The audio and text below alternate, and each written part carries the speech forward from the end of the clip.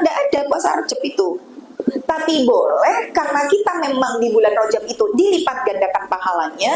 Misal, ibu-ibu biasa puasa Senin Kamis, maka pengen di bulan Rajab Senin Kamis iya, Daud iya, Ayamul Bid iya, boleh. Jadi semua amalan sunnah kita lakukan, tapi yang memang ada tuntunannya. Jadi bukan asal saja yang namanya puasa Rajab gitu ya. Jadi misal nih, mulai dari hari Senin kemarin, wis bismillah lah, dino Senin, tak niati poso Senin, sisan Daud, boleh. Karena yang namanya amal ibadah itu boleh untuk menggabungkan antara yang sunnah dengan sunnah. Sebanyak apapun yang ibu niatkan dalam sunnah, itu dijadikan satu amalannya nggak masalah. Tapi kalau misalkan menggabungkan antara yang wajib dengan sunnah, itu yang nggak boleh. Jadi misalkan ibu dari rumah mau sholat duha, belum sholat duha. Dari rumah ibu wudhu, terus sampai sini mungkin jam 7 lebih seperempat, belum mulai tasmi. Ibu masuk masjid, ada sholat tahiyatul masjid. Ibu habis wudhu, ada sholat sunnah setelah wudhu. Kemudian di jam segini ada sholat duha. Ibu masuk masjid, 2 rakaat ditunaikan, niatnya triple, niatnya 3. Sholat sunnah setelah wudhu, sekaligus tahiyatul masjid, sekaligus duha, itu boleh. Maka ibu dapat 3 pahala sekaligus. Tapi kalau yaudah mau sholat subuh, tak subuh sisa, itu nggak boleh. Karena sholat subuhnya sholat yang wajib dan juga waktunya juga sudah habis. Nah, jadi nanti kalau misalkan memang mau memperbanyak amalan di bulan Rajab, salah satunya puasa, silakan, nggak masalah. Senin misalkan ya tadi, mulai dengan Daud, sisan poso Senin misalkan. Nah nanti Selasa nggak puasa, Rabu Daud, Kamisnya poso Kemis, Jumatnya Daud gitu ya. Nanti Ahadnya Daud, Seninnya Senin, terus begitu, nggak masalah. Maka dalam masalah puasa ini, tapi kalau misalkan kita memang mau nyaur utang atau misalkan mau puasa cuma sehari saja, itu jangan di 3 hari yang diharamkan untuk berpuasa, yang dia cuma 1 hari itu aja. Nggak boleh dipuasa Jumat tok, atau Sabtu tok, atau Ahad tok, itu nggak boleh. Jadi ketika ada salah seorang istri Rasul kemudian berpuasa di hari Jumat, ditanya sama Rasul, apakah kau berpuasa di hari kemarin? Tidak ya Rasul. Apakah kamu mau puasa besok? Enggak ya Rasul, batalkan. Nah kenapa kok di 3 hari ini tuh kita nggak boleh yang puasa tanpa ada sebelum atau sesudah? Maksudnya tidak berbarengan dengan hari yang lain. Karena 3-3-nya adalah hari rayanya. Hari rayanya umat beragama. Jumat hari rayanya umat Muslim, Sabtu hari rayanya orang Yahudi, hari Ahad atau Minggu hari rayanya orang Nasrani. Sehingga kita nggak boleh. Tapi kalau misalkan bersambung dengan Daud gitu ya, Jumatnya puasa, Ahadnya puasa, boleh nggak? Boleh. Yang penting dia bukan di 3 hari ini secara 1 hari saja, gitu ya. Nah jadi dalam masalah beribadah pun kita harus dibekali dengan ilmu. Karena ilmu itu kalau amal itu tidak didasari dengan ilmu ya akhirnya jadi amal yang batil, amal yang rusak gitu ya. Maka dalam masalah beribadah itu 2 inilah yang kemudian harus kita pegang ketika melakukan amal kebaikan.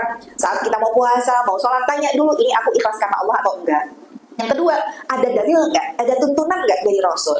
Jadi 2 inilah yang kemudian akan membawa kita kepada amal solih yang diterima, yang bisa menjadi tambahan kita untuk mizan pemberat kebaikan di sisi Allah ya. Sekali lagi bersyukur kepada Allah apapun kondisinya yang hari ini masih diberikan kesempatan waktu luang bisa hadir di saat saudara-saudara kita di luar sana, jangankan untuk di majelis ilmu, mereka sekedar mandi sehari sekali itu mungkin belum tentu sanggup di tempat-tempat yang daerah berencana ya. Sekedar mungkin makan sehari sekali aja juga belum mencukupi. Maka Allah memberikan kepada kita waktu, kesempatan sampai dengan hari ini karena Allah ngerti bahwa masih banyak sekali amal-amal kita yang versinya Allah itu belum berkualitas. Masih banyak sekali dosa-dosa kita yang belum kita taubati, atau mungkin kita sudah bertaubat tapi belum Allah ampuni. Sehingga Allah kasih kesempatan kita untuk terus belajar sampai dengan hari ini, memupuk amal solih. Semoga senantiasa Allah berikan kepada kita keistiqomahan setelah Allah berikan hidayah, berkumpul bersama dengan teman-teman yang solihah. Karena bersama dengan teman-teman solihah ini, kalau kita punya jumlahnya 40-100, maka niscaya mereka akan bisa untuk menjadi syafaat kita di yaumul akhir. Karena hari ini ibu, teman itu yang harus kita perhatikan, yang kita cari adalah teman yang bisa saklawase sampai surga. Kalau sekedar teman senang, itu kalau tidak solihah maaf ya, tidak akan bisa ketemu nanti di surga ya. Teman sekedar jalan-jalan, teman arisan, kalau tidak solihah, tidak akan bisa nyari kita di surga. Maka kalau teman-teman solihah itu, hari ini kita mungkin nggak ngaji, maka teman kita akan nyari kita. Mana ya? Kok ibu ini nggak kelihatan? Nah, ketika hari ini di dunia kita mencari, maka di akhirat pun saling mencari. Saat kemudian teman-teman kita tidak menemukan kita di surganya Allah, mereka datang ke Allah, ya Allah, mana temanku yang dulu ngaji bareng kita, sholat bareng, sedekah bareng, pengajian bareng, yo rakyat tekone terakhir melihat disek kae lo ya Allah. Ya walaupun mungkin pengajian golek senden terus teklu gitu, yang penting kan berangkat ngaji. Maka kemudian Allah katakan, kamu nyari temenmu, koncomu sing kae jek nyemplung kae lho ning rokok. Ya Allah katakan hisab kita masih terlalu panjang. Maka kemudian teman-teman yang solihah ini datang menuju ke Allah dan memohon, ya Allah, dengan kesolihan kami, bolehkah kami untuk memberikan syafaat bagi teman-teman kami yang ada di neraka. Akhirnya nanti para malaikat mencari teman-teman yang punya teman-teman solihah, dikeluarkan dari neraka. Ada yang api neraka sudah sampai setinggi mata kaki, ada yang sudah sebetis, ada yang sampai seperut, semuanya dikeluarkan karena punya teman-teman yang solihah. Maka dikeluarkan dan dipertemukan di depan pintu surga, digandeng bersama-sama untuk menuju surganya Allah Ta'ala. Ya. Tapi memang jumlahnya 40 sampai 100. Jadi nanti ibu cari di phone book gitu ya, dideteksi, dilihat, di screening satu-satu. Koncoku saya iki, soleha apa rayo? Oh soleha, cetak gitu ya. Iki gurtowo dodolan wae, misalkan ya setiap saat ada status tapi dodolan, tapi rapopo ki soleha cetak gitu ya. Nah kira-kira ada nggak tuh 100 orang dari teman yang kita punya? Maka hadirnya kita di majelis ilmu salah satunya itu ya, salah satunya memperbanyak teman-teman solihah ya, memperbanyak tali silaturahim, menghindarkan kita dari kemaksiatan. Setiap langkah yang kita niatkan dari rumah menuju ke majelis ini bisa menggugurkan dosa, mengangkat derajat kita di sisi Allah. Jadi tergantung dari apa yang kita niatkan dari rumah menuju ke sini. Kalau ibu niatnya ngaji tok, ya udah dapatnya 1 tok pahalanya. Tapi kalau tadi niatnya banyak gitu ya, maka ibu yang lainnya dapat 1 pahala, yang ibu bawanya sak karung pahala. Nah, jadi niatkan banyak-banyak dalam kebaikan, niscaya Allah juga memberikan pahala sesuai dengan yang kita niatkan ya. Maka kita masih tetap terus belajar tentang ikhlas, tentang niat, karena pentingnya ikhlas dalam kehidupan seorang muslim itu yang pertama adalah ikhlas sebagai syarat sah diterimanya amal ya. Yang kedua, ikhlas akan membedakan antara kebiasaan dan ibadah. Jadi kalau misalkan orang lain sekedar makan biar kenyang, tidur biar nggak ngantuk gitu ya, main biar nggak bosen, healing gitu, ayo healing gitu ya. Aduh aku lagi jenuh banget, ayo ketoke aku kurang adoh sing piknik. Wijane ora kurang adoh sing piknik, kurang adoh sing ngaji. Nah ya, karena yang namanya manusia itu apalagi orang beriman, mereka adalah orang-orang wala khaufun alaihim wala hum yahzanun. Harusnya menjadi karakter dari orang yang nggak takut dan nggak sedih. Itu harusnya karakter orang beriman tuh begitu. Jadi kalau kita sebagai orang beriman masih aduh bosan banget, aduh lagi galau, aduh lagi begini gitu ya, lagi nggak mood bla bla bla gitu, itu sebenarnya bukan kurang healingnya, kurang ngajinya. Nah ya, maka boleh sesekali kita healingnya, mungkin ke Taumangu kemana, tapi jangan cuma sekedar niat healing. Niatkan tafakur, niatkan tadabbur, niatkan untuk mensyukuri nikmat Allah. Maka dengan masuknya ibadah, ikhlas niat untuk Allah, yang orang lain hanya sekedar kebiasaan, kita bisa bernilai pahala. Makan kalau orang sekedar aduh luwe tak mangan sih, ya udah dapatnya yuk berkenyang aja. Tapi kalau kemudian kita niatin bismillah ya Allah, makan biar nanti kuat sing ibadah, bisa khusyuk misalkan, maka makan kita pun akan dapat pahala gitu ya. Maka ikhlas itulah yang akhirnya membedakan mana ibadah, mana kebiasaan. Makanya di dalam kitab tauhid disebutkan ibadah itu bukan cuma sekedar kita sholat, puasa, sedekah, haji, bukan. Tapi ibadah adalah ismun jami' likulli ma yuhibbuhullah wa yardah. Semua yang kita lakukan yang diniatkan cari kecintaan dan keridhoannya Allah, itu yang disebut ibadah. Jadi kita pun sebagai seorang istri yang meladeni suami, ngurusi anak gitu ya, yo nyuci piring, yo nyapu, ngepel, maka kalau dinyakin ya Allah, wes iki golek ridhonya Allah, maka setiap yang kita bersihkan, kita serve, kita kemudian siapkan untuk keluarga, semuanya bernilai ibadah.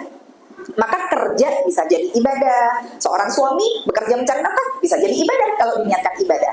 Kita ngurus keluarga bisa jadi pahala kalau niatnya ikhlas. Karena kadang nanti keikhlasan kita diuji ya Bu. Allah tuh emang pengen benar-benar tahu gitu ya, kita itu melakukan semuanya karena Allah atau enggak. So kadang misalkan kita sudah nyapu, ya Allah lagi 5 menit disaponi, anak di sana makan berantakan gitu ya, sini udah acak-acakan, ya Allah bu kesel saya nyapu, urung rapung saya gitu. Hati-hati. Kalau kemudian apa yang kita lakukan, kita dermimil, orang tua, orang aja nih, ya apalagi mengungkit-ungkit kebaikan, Maka yang ketiga, pentingnya ikhlas dalam kehidupan kita, melindungi dari kelelahan batin. Karena kalau misalkan hari ini kita nggak ikhlas gitu ya, berbuat sesuatu misalkan biar dipuji orang, ketika orang nggak muji kita, kecewa kita bu, loro hati awak dewe, capek batinnya gitu ya. Kalau kita sudah berbuat baik sama orang, orangnya nggak bales baikin kita, terus kita ngerasa orang kelingan, zaman dek ben ragu opo tak kei, neng di tak terke, opo tak sili misalkan gitu ya. Nah begitu sekarang mungkin kita minta bantuan, dia nggak nolongin. Ini bu, kalau kita nggak ikhlas, wah hangus loh semua amal kita. Makanya akhirnya ketika kita menjadikan yang kita lakukan dari kebaikan, berharap bahwa orang itu membalas kebaikan kita, disitulah akhirnya kita kecewa. Karena potensi manusia itu selalu mengecewakan. Jadi kenapa kita dalam hidup banyak banget kecewa, sakit hati? Karena kita terlalu sering berharap sama manusia.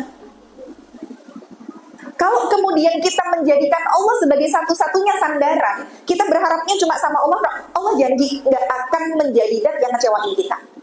Tapi kalau kita sudah bersandarnya sama manusia, tiwas tak jaga nih, benen lah. Itulah Allah pengen ngajarin kita bahwa bersandar kepada makhluk berujung pada kekecewaan. Maka kalau hari ini kita berbuat baik karena Allah gitu ya, jadi biarkan tangan Allah aja yang bekerja. Karena kebaikan, wa ma jazaa'ul ihsan ilal ihsan. Yang namanya balasan kebaikan itu cuma kebaikan, Bu. Nggak ada sebenarnya, wis ditulung malah mentung. Ya kan gitu ya. Air susu dibalas air tuba. Saya cuma sampaikan bahwa kalau hari ini kita berbuat baik sama orang dan orang itu justru malah balik jahatin kita, maka keburukan yang kita terima itu sebenarnya bukan balasan dari kebaikan yang kita lakukan. Tapi keburukan yang kita terima adalah cara Allah untuk menggugurkan dosa kita yang lain. Jadi di waktu mungkin yang kita tidak sadar pernah melakukan kemaksiatan, Allah itu mau menggugurkan dosa kita dengan cara apa? Dengan kita diburukin, dizalimi sama orang, kita sakit hati gitu ya. Itu cara Allah menggugurkan dosa kita. Tapi kebaikan yang kita lakukan untuk orang lain, itu akan Allah balas dengan versi yang berbeda. Entah itu kadang lewatnya rizqun min haitsu la yahtasib, rizki dari arah yang tidak disangka-sangka. Mungkin saat hari ini kita punya anak yang jauh dari kita di luar kota, Allah jaga anak-anak kita. Neng kono emek sing nganggep anake awak dhewe koyo anake dhewe. Itu bagian dari cara Allah untuk mengganti kebaikan yang kita lakukan loh, Bu. Mungkin di luar sana remaja-remaja hari ini terkena pergaulan bebas, Allah masih ngejaga anak kita di tetap jalurnya, padahal mungkin anaknya bukan lulusan pondok, orang tuanya bukan ustadz-ustadzah. Itu bagian dari cara Allah ngebales. Jadi nggak ada kok kebaikan akhirnya dibalas sama keburukan, tuh nggak ada. Keburukan yang kita dapatkan bagian dari cara Allah menggugurkan dosa kita yang lain, tapi kebaikan yang kita lakukan Allah balas dan Allah ganti dengan kebaikan yang lain pula, yang seringkali bukan berdasarkan dari kebaikan yang diberikan sama orang yang kita baikin itu. Jadi kalau sudah begitu tuh kita tenang aja, yo wes rapopo, kan gitu. Ada orang jahat. Sekarang gini Bu, Rasul sampai bersabda ada dua dosa, babani maftuhani muajjalan yang ukubatuhu ma fid dunya. Ada dua dosa yang adabnya itu Allah segerakan di dunia sebelum nanti di akhirat juga dapat balasannya. Apa itu? Yang pertama, uququl walidain, durhaka sama orang tua. Yang kedua adalah al-baghy, zalim terhadap sesama. Jadi kalau ibu hari ini dizalimi sama orang, ibu nggak usah repot-repot sebenarnya. Engkau tak balasnya piye yo? Karena sekarang orang itu kalau balas tuh lebih jahat daripada yang dilakukan orang lain ke kita. Ibaratnya, nek ada orang mukul, dia balasnya orang bermukul, yo jiwet, yo ngeplak, yo gacul kan gitu. Ini kan justru malah dia yang zalim. Tapi kalau ada orang yang zalim sama kita, hakikatnya tanpa kita membalas keburukan dia, nggak usah kita doain, karena memang doanya orang yang zalim kan laisa lahu hijab, tidak ada penghalang sama Allah. Tapi kita nggak usah repot-repot mengotori lisan kita untuk mendoakan keburukan untuk orang lain. Allah balas kok Bu keburukan mereka sebelum nanti di akhirat juga dapat balasannya. Dunia itu juga mereka dapatkan. Karena ini sudah ada garansi dari Rasul. Orang yang hari ini terlunta-lunta hidupnya, ibaratnya yo rekoso, yo segala macam. Kita sampai lihat ya Allah, itu orang kok hidupnya kayak gitu terus. Itu sebenarnya harus dicek dosanya. Adakah yang dia lakukan kepada orang tuanya menyakiti hati keduanya? Karena dosa sama orang tua itu dosa yang Allah segerakan adanya. Begitu juga kezaliman. Nah, jadi hari ini kita mau berbuat baik karena orang-orang hari ini tuh apa ya, dengan kalimat-kalimat yang ada di media sosial tuh akhirnya bikin kita jadi kayak, kan ada orang bilang gini, udahlah kalau jadi orang tuh nggak usah baik sama semuanya. Kalau mau nolong orang juga lihat-lihat kali, nggak semua harus ditolongin. Wong sekarang tuh banyak yang modus, sekarang tuh banyak yang udah ditolong tapi nggak balas kebaikan kita. Maka saya cuma sampaikan bahwa kalau kita niat melakukan kebaikan, niatkan karena Allah saja. Biarkan nanti bagaimana cara Allah membalas kebaikan yang kita lakukan. Itu bukan urusan kita. Bukan kewajiban kita untuk ngatur Allah. Ya Allah, aku ki wis ngene karo wong kudune kan aku itu sudah bukan ranah kita. Biarkan nanti tangan Allah yang bekerja, ya. Ini yang ketiga. Jadi kalau ikhlas itu akhirnya melindungi kita dari lelah batin, dari mudah kecewa gitu ya. Karena orang yang ikhlas meskipun dia melakukan amal ibadah, nggak dipuji sama orang, tenang aja, serapopo, enek sing delok, ranek sing delok gitu ya. Dia tetap go aja, dia tetap melakukan kebaikan aja. Meskipun usahanya tidak dihargai sama manusia, ya dia tetap bisa kuat. Dia ketika sendiri melakukan kebaikan, ya dia tetap lapang aja. Nah ini orang ikhlas tuh begitu ya. Kemudian yang keempat, pentingnya ikhlas adalah membuat amal kecil bernilai besar ya. Maka Allah tuh tidak melihat dari banyaknya amal ibadah yang kita lakukan, tapi berkualitasnya. Karena ahabul a'mali indallahi adwamuha wa in qalla. Yang paling dicintai Allah itu yang dawam, yang konsisten. Wa in qalla meskipun sedikit. Allah lebih senang kita sedekah subuh setiap hari 2000 daripada ketika ada donasi gini ya, terus langsung sedekah 1 miliar, tapi habis itu aku udah 1 miliar, aku tak libur sedekah seumur hidup. Loh itu Allah lebih senang yang 2000 tiap hari. Walaupun sampai dengan akhir hidup kita nggak nyampe 1 miliar gitu ya. Nah, jadi amal dengan ikhlas itu, amal kecil tuh di sisi Allah jadi besar. Saya kasih contoh kemarin bagaimana perbedaan antara orang yang ikhlas tuh, bagaimana orang mukmin sama orang munafik. Orang mukmin itu seringkali niatnya besar, amalnya kecil. Tapi kalau orang munafik, amalnya besar, niatnya kecil. Seperti ada kotak infak lewat, misalkan ya, orang yang beriman, dia ya Allah, jadi aku ki yo pengen sedekah 1.000. Neng yo iki mana lagi liburan kayak gini tuh pengeluaran malah banyak karena anak-anak orang sekolah jaluk jajan, mangan terus gitu ya, belum lagi jaluk pajak, jalan-jalan. Ya Allah, pengeluarannya ini makin banyak misalkan. Terus kita pengajian itu, aku ki jane yo pengen sedekah 1.000. Neng piye yo, rong iki. Wes lah bismillah ya Allah, aku sedekah 2.000, neng niatku 1.000. Orang beriman, amalnya kecil, amalnya 2.000, tapi niatnya berapa Bu? 100.000 gitu ya. Sedangkan orang munafik, ngelihat sampingnya, kok saya diceploknya biru yuk, saya ketemu, aku ra entuk kalah no iki, aku kudu abang, jane aku deh mau pengen yo gurung ewu tok, neng kok ketok yo. Jadi orang munafik, dia niatnya kecil, karena pengennya 2.000, tapi karena ketok gitu ya, dia nggak mau kalah saing sama sebelahnya, akhirnya dia nyemplunginnya 100. Jadi orang munafik akhirnya amalnya besar, tapi niatnya kecil gitu ya. Maka dengan ikhlas itu akhirnya membuat amal kita yang kecil nilainya besar di sisi Allah gitu ya. Kemudian yang kelima, ikhlas menyelamatkan di akhirat. Karena di hari hisab itu bukan yang paling terkenal yang selamat, tapi yang paling jujur niatnya. Jadi nanti dalam permasalahan hisab gitu ya, jadi justru orang yang pertama kali dihisab sama Allah itu bukan orang kafir, bukan orang munafik, tapi ketiganya, jadi orang-orang yang ketika di dunia melakukan amal yang di hadapan manusia itu amal terbaik. Yang pertama adalah mujahid fisabilillah gitu ya, kemudian ditarik sama Allah, ditanya amma kutilta, kamu terbunuh karena apa? Kemudian mujahid ini bilang kutiltu fika ya Allah, aku terbunuh di jalanmu. Dan Allah kemudian mendebat dengan mengatakan kadzabta, bohong kamu. Bukankah kamu itu terbunuh di medan perang hanya sekedar ingin dikatakan sebagai innaka jari, engkau sebagai orang yang pemberani? Dan kamu sudah dikatakan sebagai pemberani itu karena niatmu yang bukan karena aku, maka menjadi orang yang pertama kali diseret wajahnya untuk masuk ke neraka jahanam. Padahal dari segi tampilan dia orang solih luar biasa, seorang mujahid fisabilillah. Yang kedua siapa? Justru ahli sedekah. Ketika dia di dunia sedekah banyak-banyak, tapi ingin disebut dermawan. Yang ketiga, yang kayak kita ini, belajar mengajar Al-Quran gitu ya, belajar ngaji. Maka kalau niatnya hanya sekedar pengen disebut hafid Quran, disebut orang pinter, disebut orang alim, justru berpotensi masuk neraka pertama kali. Nah, maka dengan kita niat ikhlas itu akan menyelamatkan kita di akhirat. Nah, ini kemarin sudah kita bahas ya, maka saya secara cepat saja. Sekarang hari ini kita selesaikan untuk pembahasan bagaimana wanita dalam keikhlasan di bagian terakhir. Insya Allah di bulan depan kita masuk tema baru. Sekarang kita belajar tanda-tanda ikhlas itu seperti apa. Maka tanda-tanda ikhlas itu satu, tidak berubah amalnya hanya karena dipuji atau dicela. Orang mau muji kita, yo awak dewe yo tetep aja yang namanya ibadah, mau dicela sama orang, yo rapopo, karena kita nih hakikatnya melakukan sesuatu bukan untuk manusia gitu ya. Dan kita harus paham ya, ada sebuah perkataan ulama, kalamun nas la yantahi. Omongan orang tuh gak akan pernah ada habisnya, Bu. Kita tuh mau baik, ada aja yang gak suka. Kita mau buruk, ya mesti ada juga yang gak suka. Pernah ada kisah bagaimana tentang perkataan manusia itu nggak pernah ada habisnya. Jadi ada bapak sama anak naik keledai gitu ya. Kemudian lewatlah ke sebuah kampung. Pertama anaknya yang naik di atas keledainya. Lewat sebuah kampung, terus kata orang kampungnya, itu anak gimana sih? Masa dia enak-enakan naik keledai, bapaknya suruh jalan, mana bapaknya udah sepuh lagi. Nah, akhirnya anaknya turun, gantian lah bapaknya yang naik ke atas keledai. Lewatlah kampung lagi. Orang kampung itu bilang, itu bapak nggak tahu diri, masa dianya malah naik, anaknya suruh jalan. Akhirnya bapaknya denger, akhirnya udahlah dua-duanya naik gitu ya. Nah, lewat lagi sebuah kampung, kata penghuni kampungnya, itu bapak sama anak nggak punya hati, mana keledainya udah kurus, naik 2 orang lagi, kok ya nggak kesian sama keledainya. Akhirnya bapaknya sama anaknya turun, dua-duanya akhirnya nggak naik dan keledainya dituntun. Lewatlah sebuah kaum, kaum itu bilang, oh bapak sama anak kok ya nggak mudeng, kok ada keledai, bukannya dinaikin malah dituntun, gimana sih lah.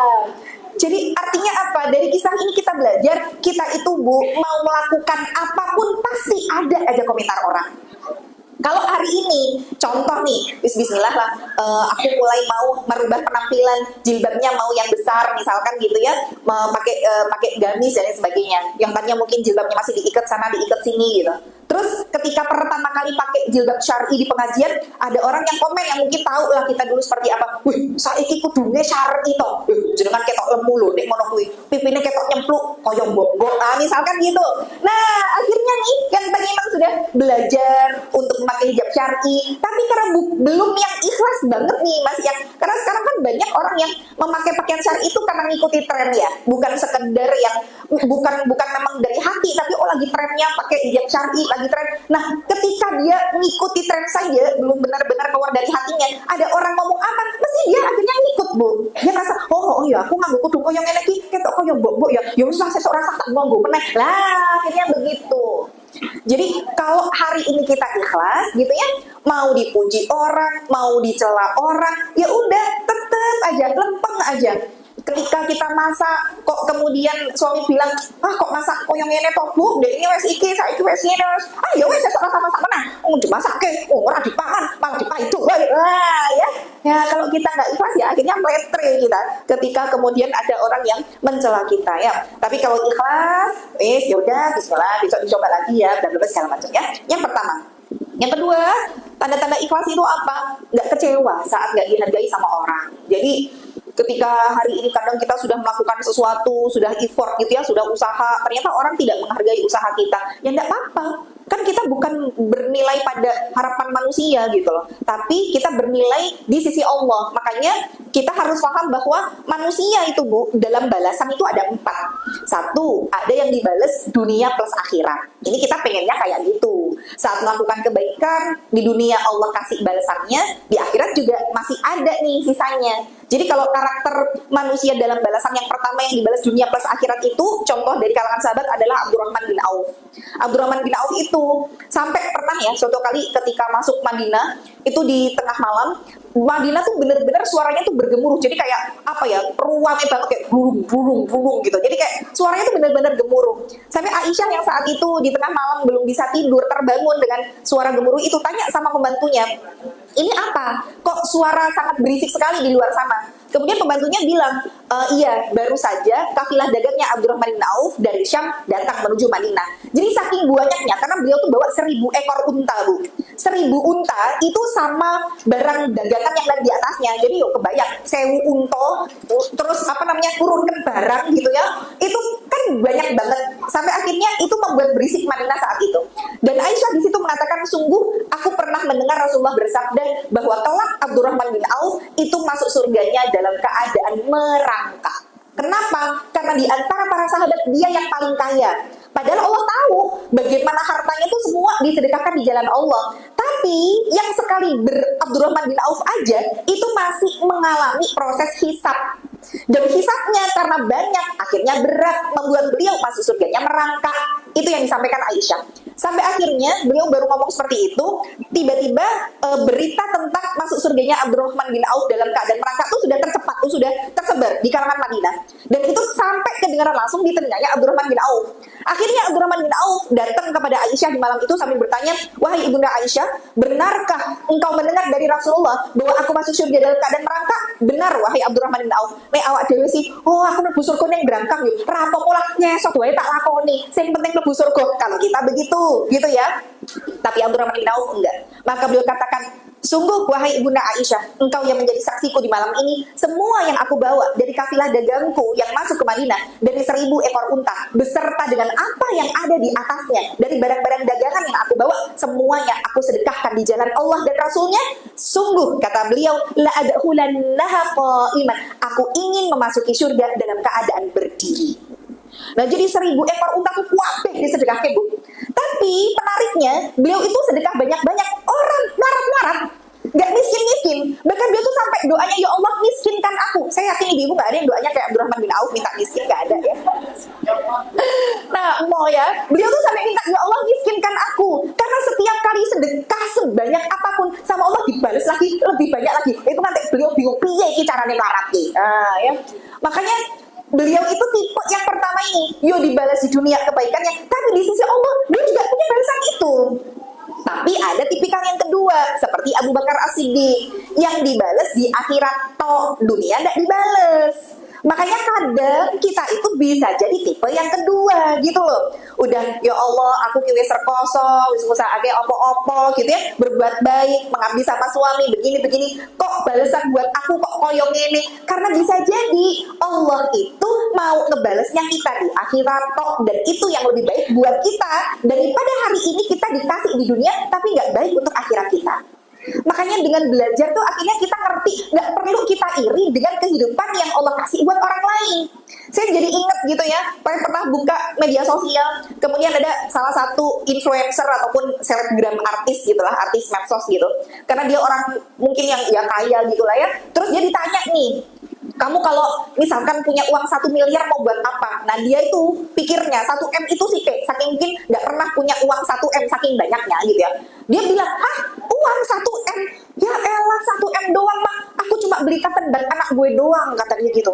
Jadi versi dia 1 miliar tuh cuma bisa buat beli cotton bud, tahu cotton bud, korek kuping. Itu nek 1 miliar tuh pakai kata batok ora kelelep iki Solo ya Bu ya, saking banyaknya gitu.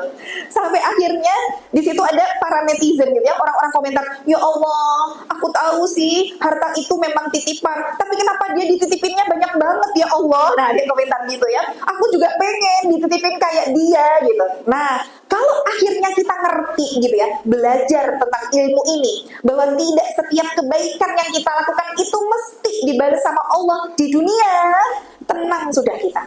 Mungkin ya Allah, nek awak dhewe iki dibalas ning donya kabeh, nanti sisanya di akhirat apa? Nanti kalau ternyata hari ini kita punya segalanya, dan ternyata justru kita nggak bisa masuk surga karena kita nggak bisa menjadikan apa yang Allah titipkan untuk kebaikan gimana?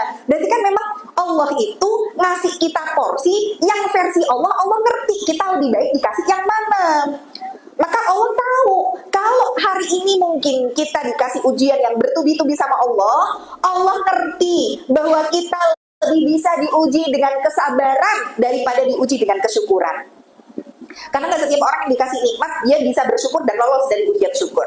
Apalagi zaman media sosial kayak gini, arponeng di wae diposting, eto opo diposting, lagi ngopo diposting, kan begitu ya.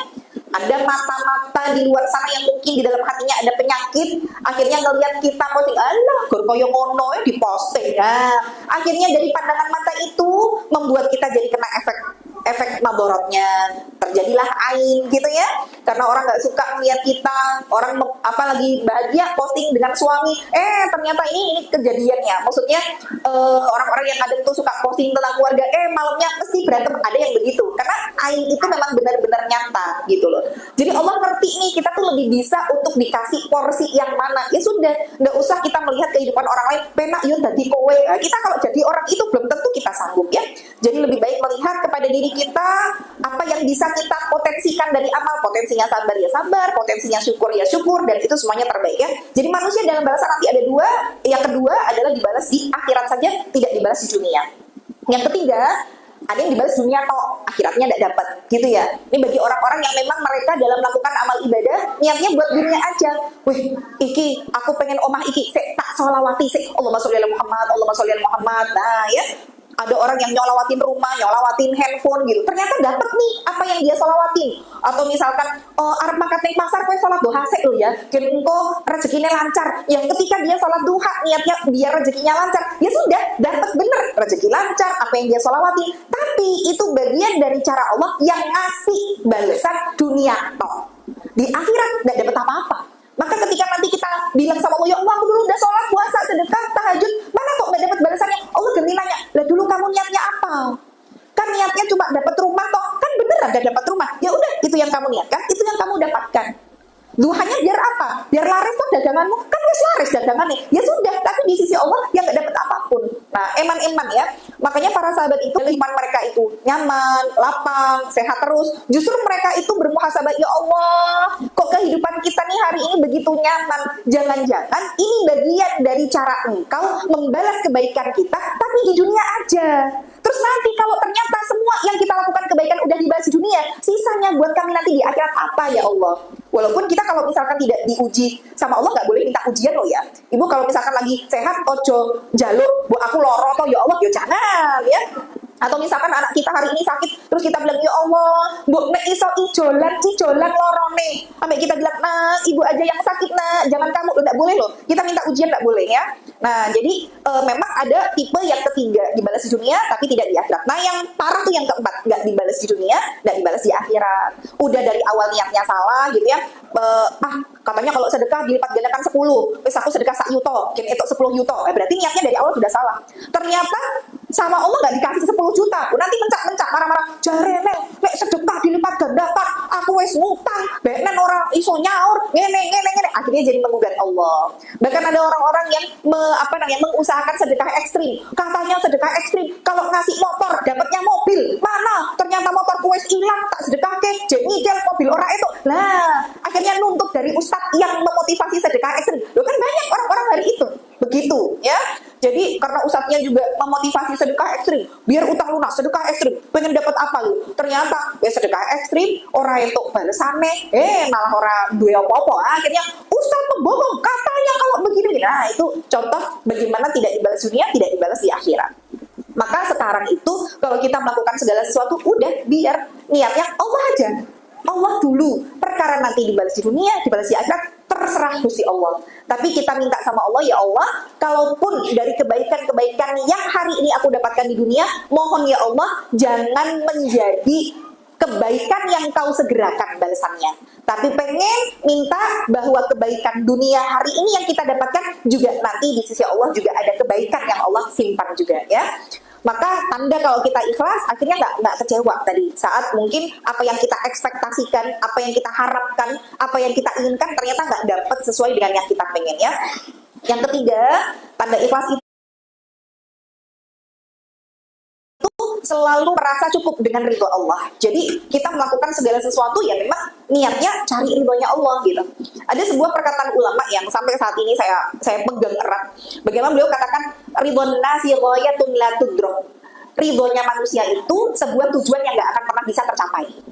Ridho itu di atas cinta, Bu. Jadi kalau orang tuh sekarang misalkan nih seorang suami atau istri cinta sama suami, nek cinta itu masih ada aja sesuatu yang kita gak sukai nih. Jadi ya bojoku yo ape, neng ngono kae lah. Nah, cinta tuh masih begitu, Bu. Masih ada yang sesuatu yang gak kita suka. Kalau ridho itu udah di atas cinta. Makanya kenapa di dalam hadis disebutkan seorang istri yang meninggal dunia dan suaminya ridho terhadap dirinya, maka tidak ada balasan lain kecuali surga. Karena kalau suami sudah ridho, ya Allah wis bojoku wis kurangi koyo apa wis, aku nerima, aku ikhlas, aku gak nuntut. Nah, itu namanya ridho, gitu ya.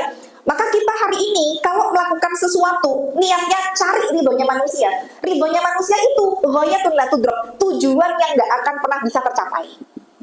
Contoh lah, hari ini kita tuh jadi seorang anak aja.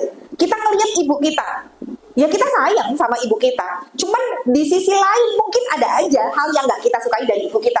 Yo jane ibuku ki yo apik sih. Neng yo ngono kae lah. Saiki nek njaluk apa-apa nek ra dituruti yo nesu. Nek ngene senengane yo. Nah, itu namanya ridho manusia tuh masih ada batas, Bu. Enggak, itu kita mau melakukan sesuatu biar orang lain seneng, biar orang tuaku bangga. Itu bagian dari sesuatu yang nggak akan pernah bisa ada tujuan akhirnya. Nggak bisa tercapai. Kita mau nyenengin banyak orang, potensi mereka mengecewakan.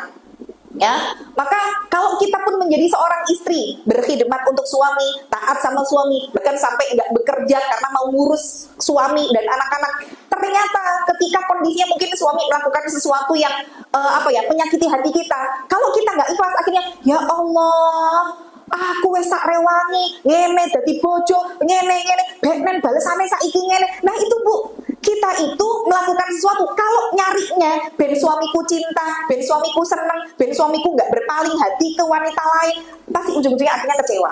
Karena cari kesenangannya manusia itu sebuah tujuan yang nggak akan pernah bisa tercapai.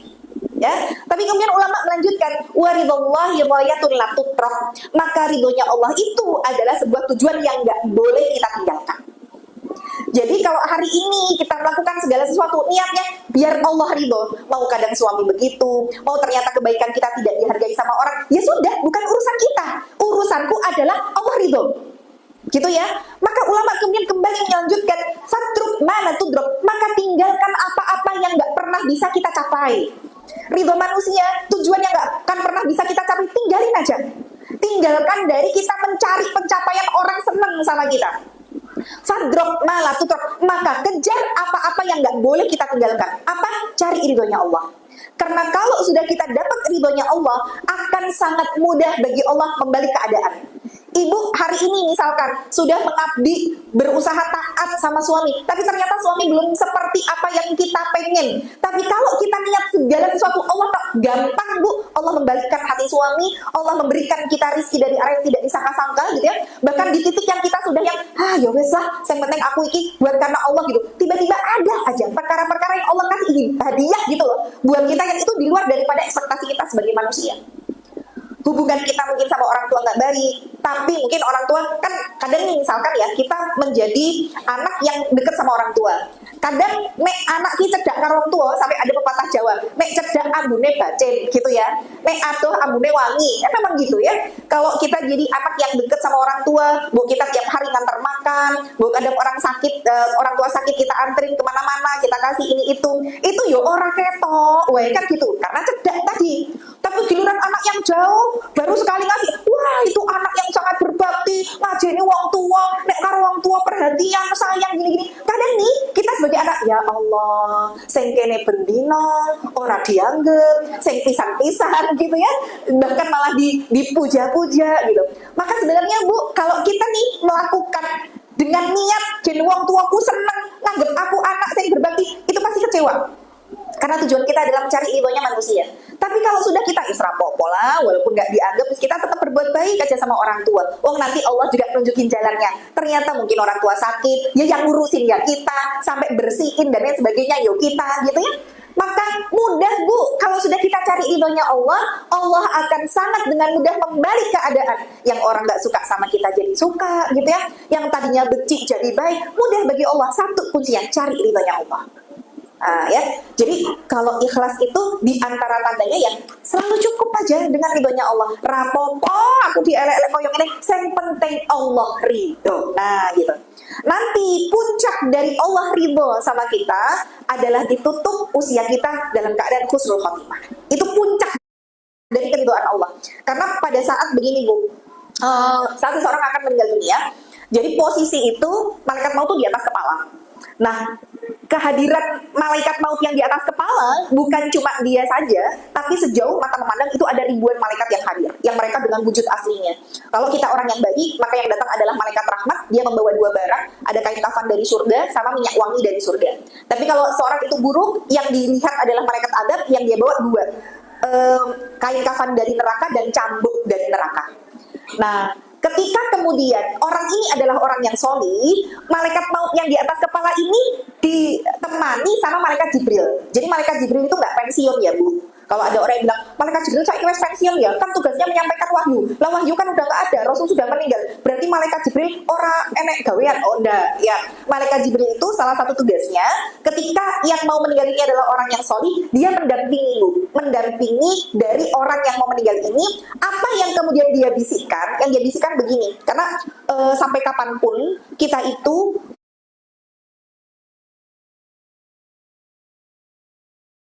dengan keluarga masih akan terus teringat. Ini nanti kalau di dalam pembahasan kajian lain gitu ya. Kalau sudah usia di atas 40 tahun itu diantaranya adalah kembali kepada keluarga. Ojo kakean dolan. Nek umure wis 40 tahun Bu. Ya, karena biasanya dulu kalau udah di atas 40 tuh dolan wae ya. Ibu ayo raiso, ibu saiki bileng karo pengajian RT. Nah, sesuai bileng karo pengajian kono. Iki karo arisan ini karo PKK terus begitu ya. Lalu usia 40 tahun wa aslih li fiduriyati. Perbanyak untuk kembali kepada keluarga karena pada saat kita akan meninggal dunia, kehadiran keluarga, mereka mentalkin kita itu menjadi salah satu dari cara untuk menenangkan batin. Bahkan pada saat nanti di alam barzah, itu orang yang sudah meninggal itu juga ingat sama keluarganya. Termasuk nanti kalau di alam barzah itu kan kalau dia orang-orang yang solih gitu ya, mereka masuk di taman di antara taman surga, tapi yang ada di alam barzah.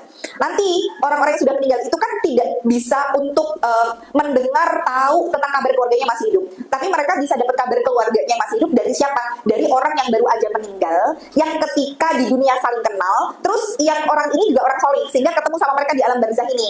Jadi nanti misalkan ibu, suami kita meninggal, terus tetangga kita ada yang meninggal, dua-duanya nih orang soleh, maka nanti tetangga kita masuk ke bagian alam barzah yang taman surga, itu ketemu sama suami kita nanya Bu tentang kita, biasa iki bojoku, wes nikah meneh apa durung? Nah itu nanti Bu tanyain ya, anakku piro gitu ya, anakku piye, putuku piro, itu nanti ditanyakan. Jadi keluarga pula yang akan masih diingat gitu ya di alam tersebut. Nah, jadi pada saat malaikat Jibril turun, kemudian mendampingi dari orang yang solih ini, apa yang beliau bisikan salah satunya adalah keluarga. Jadi orang juga masih mengkhawatirkan keluarga, maka Jibril mengatakan, sudah, nggak perlu kau risaukan tentang keluargamu, Allah akan mengatur mereka, kalian akan dipertemukan di surganya Allah gitu ya. Jadi dikasih kabar gembira tentang apa yang akan terjadi dengan keluarga mereka setelah sepeninggal dari orang ini. Maka disitulah Jibril kemudian membacakan ayat, ya ayat Tuhan nafsul mutmainnah, wahai pemilik jiwa yang tenang, irji'i ila rabbiki radiyatan mardiyah, kembalilah kepada Rabbmu radiyah mardiyah, dalam keadaan Allah ridha, kamu juga ridha. Nah, jadi ini yang menjadi salah satu pertanda gitu ya, kalau kita ikhlas itu Allah akan tutup dalam keadaan husnul khatimah. Maka kemudian dilanjutkan lagi sama malaikat Jibril, fadkhuli fi ibadi, masuklah ke dalam golongan hamba-hambaku, wadkhuli jannati, masuklah ke dalam surgaku. Maka akhirnya ketika si calon mayit ini mendengar tentang kabar gembira yang sudah diberikan Jibril tentang keluarganya, tentang bagaimana Allah ridha terhadap dirinya, maka si mayit pun akhirnya meninggal dalam keadaan tersenyum. Nah, itu nanti kalau dari segi ciri fisik gitu ya, yang Allah kasih lihat kepada kita, kadang kita kan Rasul bersabda, kafabil mauti wa'idha, cukuplah kematian itu sebagai sebuah nasihat. Artinya kadang memang Allah tunjukkan ciri-ciri kematian husnul khatimah yang bisa kita lihat secara fisik atau jasad mayit, di antaranya tadi meninggal dalam keadaan tersenyum. Jadi kalau meninggal dalam keadaan tersenyum itu dia sudah dapat kabar dari malaikat Jibril. Tapi kalau dalam rentetan hadis yang lain itu Rasul bersabda, apabila seorang mayit dia meninggal dunia dalam keadaan keringat, dahinya mengeluarkan keringat secara terus-menerus. Ibu mungkin pernah memandikan jenazah, udah dimandikan, kok iki mayitnya keringetan, sudah dielap kok keringetan lagi. Itu di bagian dahi, itu ciri kematian husnul khatimah. Nah, ini yang di dalam hadis disebutkan ya. Kemudian yang kedua, dia bukan cuma keringat, atau tanda kedua ada air mata yang menggenang. Baik itu salah satu matanya atau kedua, tapi bukan yang berocok, itu bukan. Jadi kayak ngecembeng, kayak berbes aja. Ini ciri kedua jasad husnul khatimah. Yang ketiga, hidungnya megar. Nah, jadi hidungnya tuh membesar Bu. Padahal pada saat masih hidup gitu, hidungnya biasa-biasa aja. Tapi ketika kemudian mendengar kok hidungnya jadi gede ya, itu justru ciri kematian husnul khatimah. Jadi memang itu dalam satu rangkaian hadis yang sama. Kenapa begitu? Rasulullah bersabda, sebab orang ini ketika menghadap Allah tuh ngerasa malu, dia masih bawa dosa, masih bawa kemaksiatan, maka rasa malunya itu berupakan keringat yang mengalir. Jadi nggak yang gede gitu, nggak sebesar biji jagung yang terus-menerus keluar di dahinya. Jadi kayak misalkan kita mau ketemu orang penting gitu ya, padahal yo ruangannya ber AC tapi kok keringetan, nah keringet dingin, karena saking groginya. Nah, jadi orang yang justru husnul khatimah itu ditampakkan dalam ciri fisik yang memang ada di dalam hadis. Nah, jadi kalau kita selama ini hidup mencari ridhonya Allah, cukup dengan ridhonya Allah, nanti puncaknya akan Allah wafatkan dalam keadaan husnul khatimah, gitu ya. Maka ikhlas itu punya musuh. Apa aja musuh ikhlas? Satu, riya, pengen dipuji manusia. Makanya riya itu kenapa bagian dari syirik kecil? Karena syirik itu kan anta ja'alallahu niddan wa huwa khalaqaka. Engkau menjadikan Allah punya saingan, padahal Allah yang menciptakan kamu. Allah tuh nggak mau, Bu, diselingkuhi dalam tanda petik ya. Bahkan dalam masalah niat aja Allah nggak mau loh. Ibaratnya kayak tadi, aku sholat tahajud mempeng, soalnya lagi enek masalah, dan masalahku cepet rampung. Berarti tahajudnya dia supaya dapat solusi. Berarti bagian dari niat dia yang tidak ikhlas karena Allah. Maka Allah itu menjadikan apa yang kita niatkan itu bagian dari ikhlas atau syirik. Karena syirik itu menduakan Allah. Harusnya kita tahajud, kita puasa, kita sedekah buat Allah. Lah kok buat yang lain? Kowe poso apa dino iki? Oh, anakku hari ini mau tes CPNS, aku tak poso. Gen ujiane karo Gusti Allah kok digampake. Lah itu berarti puasa yang kita lakukan niatnya hanya sekedar untuk anak kita dimudahkan urusan dunia, itu bagian dari kesyirikan. Makanya riya itu juga bagian dari kesyirikan. Kenapa? Saat kita melakukan ibadah pengen dilihat sama orang, gitu ya. Ada yang tidak riya, bukan pengen dilihat tapi pengen didengar. Namanya adalah sum'ah. Nah, ini juga bisa untuk menggagalkan keikhlasan kita. Contoh misalkan ada orang yang hari Kamis kajian dapat snack tapi dia sebenarnya puasa. Kemudian ketika sampingnya itu makan snack gitu, ketok enak banget. Kita nih dalam hati sebenarnya udah sering puasa sih. Cuma ngelihat orang makan itu kok yo pengennya ditakoni gitu ya, kok yo renek sing nakoni aku to yo, kok aku ramangan semeke ngopo. Dia bukan pengen berbuka, Bu, pengen ditanya. Akhirnya karena dia nggak ada yang nanya gitu ya, terus dia nanya sebelahnya, Bu, semeke eco? Oh nggih eco. Misalkan. Nah, nanti ketika orang ini ditanya kan biasanya balas tanya, loh kok jenengan boten didahar. Kulon nembe siap. Dia sebenarnya cuma pengen ngasih tahu aja, saya lagi puasa gitu ya. Tapi akhirnya sum'ah itulah yang membuat ibadahnya jadi rontok. Karena hari ini sum'ah itu banyak, Bu. Orang nggak ngeliat kita tahajud, tapi kita pengen orang tahu kita tahajud meskipun nggak lihat. Akhirnya update status, alhamdulillah ya Allah, betapa nikmatnya bisa berdua denganmu di sepertiga malam terakhir. Update status di jam 3 malam misalkan ya. Akhirnya orang, weh tahajud. Nah, padahal orang nggak lihat, tapi kita memperdengarkan gitu ya. Wih, sekarang Solo Semarang itu cepet ya, cuma 2 jam. Yo, saya mana nek lagi aku dikira terus. Jadi orang kroso. Jadi sebenarnya orang nggak ngerti tuh. Dia di jalan ngapain, tapi ketika dia memperdengarkan, menceritakan gitu ya, pikiran ya akhirnya itu jadi sum'ah ya. Kemudian yang ketiga, musuh ikhlas adalah ujub, ada rasa bangga diri ya, merasa bahwa kita lebih baik dari orang lain. Hati-hati betul ketika hari ini kita ibadah itu, di antara salah satu strategi setan menggugurkan amal ibadah kita adalah menyelipkan di dalam hati kita ada rasa bangga. Oh yo, aku wis ngaji, wis pirang-pirang tahun, orang koyo deknen, sing lagi wae pisanan. Nah, merasa bahwa dia lebih baik daripada orang lain ya. Bahkan nanti masuk dalam kajian tema baru bab ilmu, orang tuh banyak yang hari ini ngaji tapi dia seolah-olah sudah merasa bahwa surga tuh miliknya dia gitu. Orang lain ngerasanya dia rasa salah gitu ya, nek bajunya nggak sama kayak dia, seolah-olah orang lain sesat. Ini banyak orang-orang yang seperti itu. Maka kalau kita sampai merasa bahwa ada rasa ujub, bangga diri, ya hakikatnya semua amal ibadah kita ya rontok. Makanya Imam Hasan Al-Basri itu sampai mengatakan bahwa kita tuh kalau ngelihat orang mau dalam keadaan dia lebih muda atau dalam keadaan lebih tua, selalu katakan huwa khairun minni, dia lebih baik dari aku. Ketika kita melihat anak kecil, katakan anta khairun minni. Nah, ya Allah, anak ini luwih apik timbangnya aku. Kenapa begitu? Anak ini masih kecil, berarti dosanya belum banyak, atau bahkan dia belum punya dosa. Aku ini lebih tua, berarti dosaku lebih banyak daripada dia. Akhirnya kita gak ada rasa bangga diri. Ketika melihat ada orang yang lebih tua, ya Allah ibu, ya Allah mbah tuh lebih baik dari saya. Lo kok bisa? Iya, mbah lebih tua, berarti amal ibadahnya lebih banyak. Dan aku kijek enom, berarti kan ibadahnya lagi sitek sangune. Nah, sehingga ketika kita punya perasaan itu, nggak ada rasa bahwa kita lebih baik daripada orang lain ya. Nah, kemudian terakhir, gimana caranya supaya bisa tetap ikhlas? Gimana cara jaganya? Maka perbaiki niat, baik itu sebelum pada saat dan setelah. Jadi ikhlas itu bukan pada saat kita mau beramal kok Bu. Sebelum beramal harus memperbaiki niat. Pas beramal ya kudu ikhlas. Setelah beramal ya kudu ikhlas. Karena ada orang yang dia rontok keikhlasannya justru setelah dia melakukan amal puluhan tahun. Misalkan nih, ada orang yang dia bisa umroh setiap tahun. Tapi saking dia berusaha untuk menjaga orang-orang dia nggak tahu dia umroh, dia nggak pernah cerita ke siapapun, nggak pernah posting foto, nggak pernah bikin walimatu safar gitu ya. Terus pokoknya makan umroh habis itu pulang biasa aja gitu. Mungkin bilangnya, oh iya saya lagi ada acara keluar gitu. Nggak pernah dia menampakkan gitu. Sampai misalkan ada teman dia yang baru umroh pertama kali. Nah, ada teman dia yang baru umroh pertama kali. Ada teman dia yang baru umrah pertama kali. Ada orang yang cerita gitu ya, wah aku kemarin baru pertama umrah ya, wah semuanya bisa tak lakoni, cium hajar aswad, sholat di hijab Ismail, iso neng ya lama, iso ini. Nah kita nih, misalkan orang tersebut yang jaga keikhlasan sudah 10 tahun, karena tergerak dengan dia yang menceritakan iso ini gitu ya, terus terpancing bilang, alah bu, laki gue bisa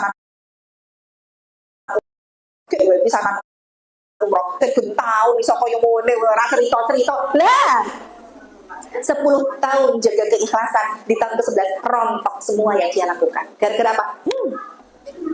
Menceritakan mungkin ada rasa, laki pisanan koyo ngono aku. Hati-hati loh ya. Jadi ikhlas itu bukan cuma sebelum dan pada saat, sesudah itu kita harus bisa jaga keikhlasan itu ya. Nah, maka caranya apa? Kalau ternyata kita pernah dulu salah niat, mungkin dulu ya pada saat anak-anak kita masih UM 3 hari, orang tuanya yang repot gitu. Akhirnya para wali murid menggelar khataman Quran 3 hari 3 malam biar anak kita yang lagi mengerjakan UM itu dimudahkan. Nah, berarti kan niat kita khataman itu bukan karena Allah, maka bisa jadi di situ ada ketidakikhlasan dan tidak diterima sama Allah. Maka ada nanti doa sebagai kafarah niat. Saya mau cari papan tulis, tidak ada. Nah, nanti ada doa kafarohnya. Mungkin nanti bisa saya share aja lah ke panitianya ya. Jadi doanya, Allahumma inni a'udzubika, ya Allah sesungguhnya aku berlindung kepadamu, an usyrika bika syai'an, karena cukup panjang. An usyrika bika syai'an, dari berbuat kesyirikan kepadamu, wa ana a'lamuhu, dan aku mengetahuinya. Jadi kita minta sama Allah, ya Allah, aku memohon ampunanmu, ya Allah, aku berlindung kepadamu dari berbuat syirik. Karena syirik tadi bagian dari salah satunya salah niat gitu ya. Padahal aku tahu kalau itu salah. Wa astaghfiruka, dan aku memohon ampunanmu, lima la a'lamu, atas apa-apa yang aku tidak tahu. Mungkin bisa jadi kita ada rasa ujub tadi, ada rasa sum'ah, dan kita nggak ngerti kalau itu merontokkan keikhlasan kita. Maka memohon ampun atas apa yang tidak kita ketahui. Nah, ini namanya doa kafaroh niat. Allahumma, ya Allah, ini sesungguhnya aku a'udzubika, berlindung kepadamu, an usyrika bika, dari berbuat syirik kepadamu. Di antaranya salah niat, syai'an, sesuatu, usyrika bika syai'an wa ana a'lamu, dan aku mengetahuinya, aku tahu kalau itu salah.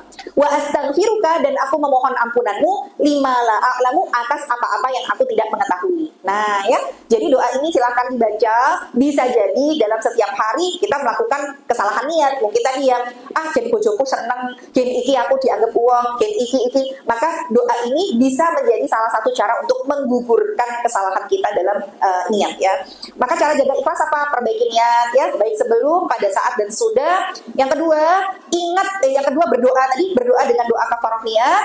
Yang ketiga, ingat bahwa pahala itu berasal dari Allah, bukan dari manusia. Sesungguhnya yang membalas kita itu cuma Allah saja dan bukan manusia. Nah, mudah-mudahan dengan ini kita bisa terus menjaga keikhlasan kita gitu ya. Semoga Allah terima semua amal ibadah sekecil apapun yang kita lakukan, dan dengan apa yang kita usahakan dari amal ibadah. Sebenarnya kalau buat beli tiket surga tuh ya nggak bisa, karena surga itu harganya mahal. Maka kita itu masuk surga dengan rahmatnya Allah. Maka lakukan apa-apa yang bisa mendatangkan rahmatnya Allah.